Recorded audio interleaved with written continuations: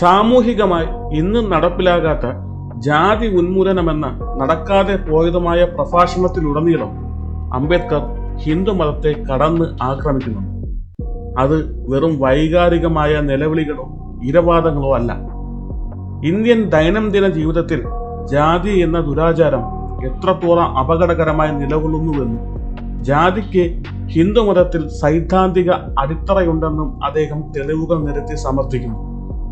എന്തുകൊണ്ട് Indian national Congress, സോഷ്യലിസ്റ്റുകൾ, ബുദ്ധിജീവികൾ, സാമുദായിക നേതാക്കൾ തുടങ്ങി സമൂഹത്തിൽ സ്വാധീനമുള്ള പല ഉന്നതർക്കും ജാതിയെ ഉന്മൂലനം ചെയ്യാൻ കഴിയുന്നില്ല എന്ന് വിശദമായി പരിശോധിച്ച ശേഷം ജാതി ഇല്ലാതാകണമെങ്കിൽ ഹിന്ദുമതം നശിക്കണം, അല്ലെങ്കിൽ വലിയ തോതിലുള്ള പരിഷ്കരണത്തിലേക്ക് ഹിന്ദുമതം നീങ്ങണം എന്ന ഉത്തരത്തിലേക്ക് അംബേദ്കർ എത്തുന്നു.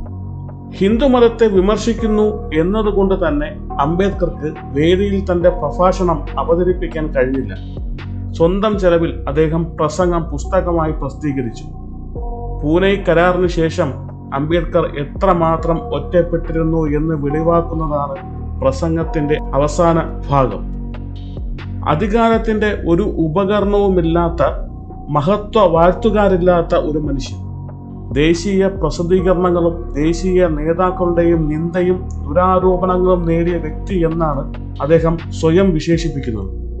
ഒടുവിൽ എന്നോട് ക്ഷമിക്കണം, തുടർന്നുള്ള പോരാട്ടത്തിന് ഞാൻ നിങ്ങളുടെ കൂടെ ഉണ്ടാവില്ല എന്ന് പറഞ്ഞ് ഹിന്ദു മതത്തിൽ നിന്ന് പുറത്തു പോകുന്നതിന്റെ സൂചന നൽകിയാണ് അദ്ദേഹം തന്റെ പ്രസംഗം അവസാനിപ്പിക്കുന്നത്. അംബേദ്കറിന്റെ ദീർഘമായ പ്രസംഗത്തിന് ഗാന്ധി ഹരിജൻ പത്രത്തിൽ മറുപടി എഴുതി. ഗാന്ധി എഴുതിയ 2 ലേഖനങ്ങളും നിരാശാകരമായിരുന്നു.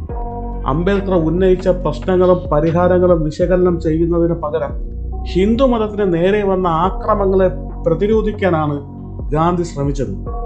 ഗാന്ധിക്ക് ഹിന്ദുമതം അഹിംസയാണ്, ഏകദൈവ വിശ്വാസമാണ്. ആര് എന്ത് എതിരെ വാദിച്ചാലും ഈ നിലപാടിൽ ഉറച്ചു നിൽക്കുമെന്നും ഗാന്ധി ഉറപ്പിച്ചു പറയും.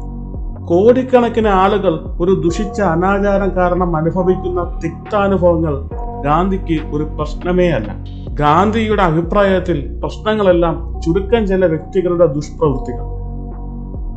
മതത്തിന് യാതൊരു പങ്കുമില്ല. സത്യത്തിന് നേരെ മുഖം തിരിച്ച് ന്യായ വൈകല്യങ്ങളുമായി ഗാന്ധി വട്ടം തിരിയുന്നു.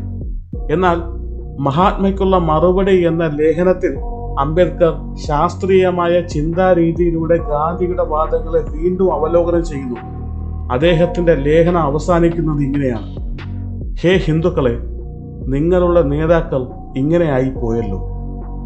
ഗാന്ധിക്കുണ്ടായിരുന്ന ജനപിന്തുണ അംബേദ്കറിന് ഉണ്ടായിരുന്നെങ്കിൽ, അല്ലെങ്കിൽ അംബേദ്കറിനുണ്ടായിരുന്ന യുക്തിബോധം ഗാന്ധിക്കുണ്ടായിരുന്നെങ്കിൽ ഒരു മെച്ചപ്പെട്ട ഇന്ത്യൻ സമൂഹം ഉടലെടുക്കുമായിരുന്നു.